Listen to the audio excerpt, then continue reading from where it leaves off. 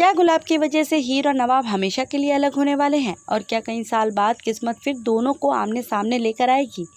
दोस्तों, तू जूलियट जल्दी में अब कहानी एक ऐसे मोड़ पर पहुंचने वाली है जहां हीर और नवाब का रिश्ता बहुत बड़े तूफान से गुजरने वाला है। गुलाब से जुड़े इस पूरे मामले का असर अब हीर और नवाब के रिश्ते पर इतना गहरा पड़ने वाला है कि दोनों के बीच ऐसी दूरी पैदा हो जाएगी जिसे मिटाना आसान नहीं होगा। हीर खुद को नवाब से अलग करने का फैसला करती नजर आने वाली है और इस सेपरेशन के बाद वो काफ़ी अकेले पड़ जाएगी।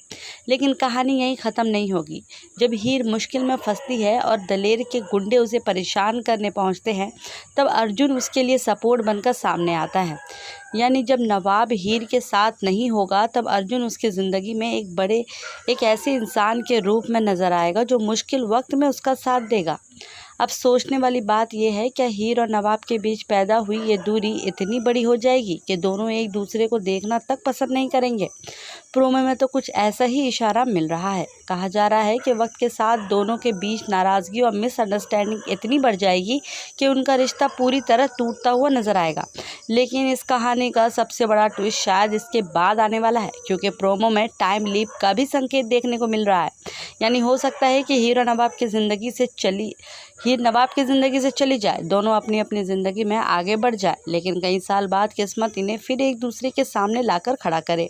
अब सवाल ये है कि इतने साल बाद हीर और नवाब आमने सामने आए तो क्या उनके दिल में पुराना प्यार भी जिंदा होगा?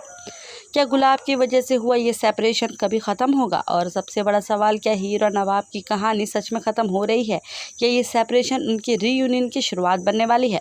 आने वाले एपिसोड में इमोशन, ड्रामा, सस्पेंस और टाइम लीप के साथ कहानी एक बिल्कुल नए फेज